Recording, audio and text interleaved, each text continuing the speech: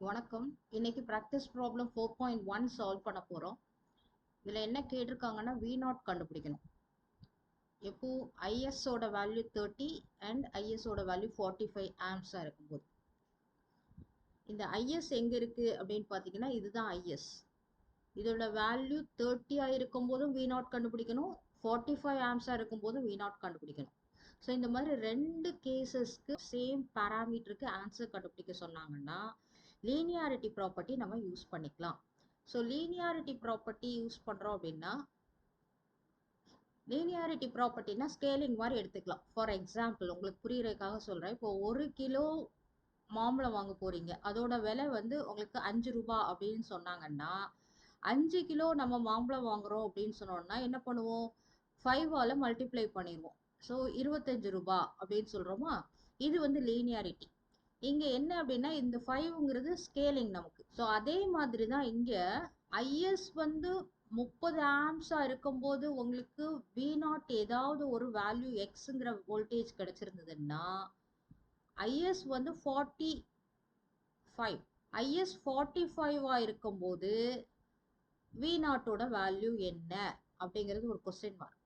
சரியா, இது கண்டுபிடிக்கிறதுக்கு எப்படி கண்டுபிடிக்கணும். ஸோ இப்போ செகண்ட்ல இது வந்து ஆன்சர் கண்டுபிடிச்சிட்டோம்னு அர்த்தம். 30க்கு ஆன்சர் கண்டுபிடிச்சிட்டோம். திஸ் இஸ் கேஸ் 1 அப்படின்னு நீங்க எடுத்து செஞ்சீங்கன்னா கேஸ் 1க்கு ஆன்சர் கண்டுபிடிச்சிருக்கீங்க. அப்போ கேஸ் 2க்கு ஆன்சர் கண்டுபிடிக்கிறதுக்கு லீனியாரிட்டி ப்ராப்பர்ட்டி அப்ளை பண்ண போறோம். ஸோ இந்த கேஸ்ல V0 இந்த V0 எடுத்துக்கிறோம் நம்ம. சரியா, ஸோ எல்லோ கலர்ல வச்சுக்குவோம். So this V0 is equal to அப்படின்னு கண்டுபிடிக்கணும்னா 30 ஆம்ஸ் ஐஎஸ்ஆ இருக்கும்போது சம் எக்ஸ் V0 கிடைக்குதுன்னா 45க்கு என்ன அப்படின்னு இந்த ஃபார்மட் போட்டோம் அப்படின்னு சொன்னோம்னா ஆன்சர் கிடைச்சிடும். ஓகேவா, இதைத்தான் நம்ம ஃபாலோ பண்ண போறோம். பின்னாடி ஞாபகம் வச்சுக்கோங்க இதை. ரைட், இப்போ நம்ம கேஸ் 1 பார்ப்போம். ஸோ கேஸ் 1ல ஐஎஸ் வேல்யூ என்னதான் இருக்கு, IS is equal to 30 arms.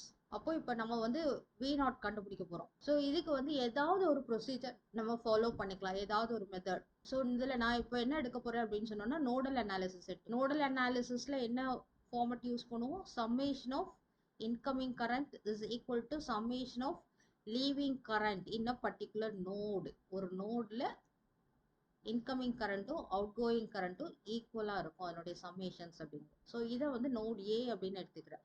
So இதில் இன்கமிங் கரண்ட்ஸ் பார்த்தோம்னா this is IS.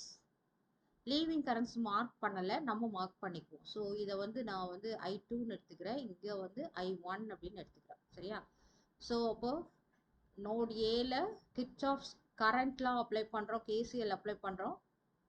So incoming current வந்து IS, that is equal to outgoing current summation. So I1 plus I2.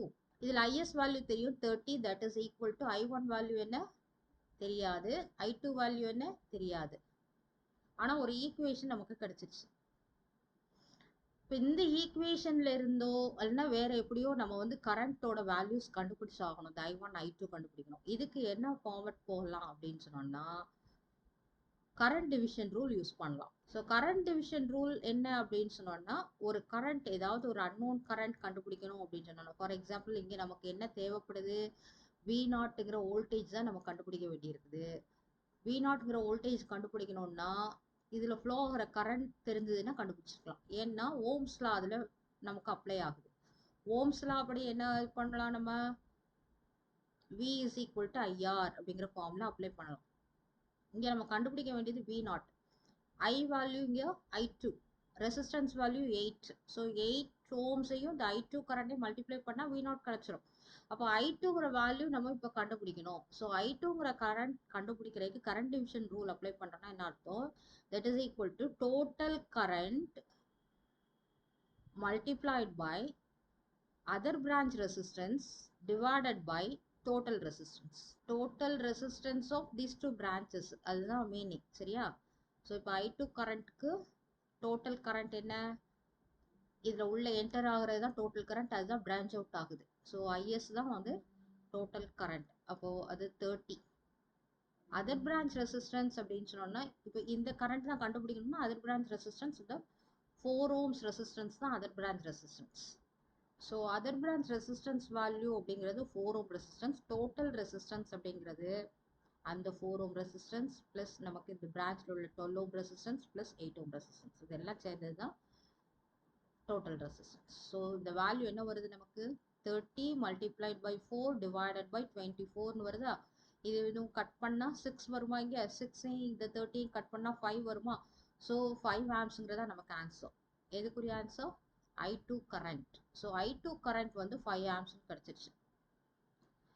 Already பார்த்தோம் V0 ஓட value எப்படி கண்டுபிடிக்கிறது. V0 is equal to I2 into that 8 ohm resistance. So இது 5 multiplied by 8, அதனால நமக்கு 40 volts அப்படின்ட்டு V0 கிடைச்சிருச்சு. இது எந்த இதுக்கு கிடைச்சிருக்குது? கேஸ் 1க்கு கிடைச்சிருக்கு. ஸோ கேஸ் 1 என்ன? IS is equal to 30 amps இருக்கும்போது நமக்கு கிடைச்சிருக்க answer V0 is equal to 40 volts. இதுல நம்ம லீனியாரிட்டி ப்ராப்பர்ட்டி அப்ளை பண்றோம். இப்பதான் லீனியாரிட்டி ப்ராப்பர்ட்டி இனி அப்ளை பண்ண போறோம். ஸோ லீனியாரிட்டி ப்ராப்பர்ட்டி அப்ளை பண்ணி கேஸ் 2க்கு ஆன்சர் கண்டுபிடிக்க போறோம். கேஸ் 2 என்ன? IS வேல்யூ 45 இருந்துச்சுன்னா V0 என்ன அப்படிங்கிறது ஒரு கொஸ்டின். சரியா? So other conditions R same.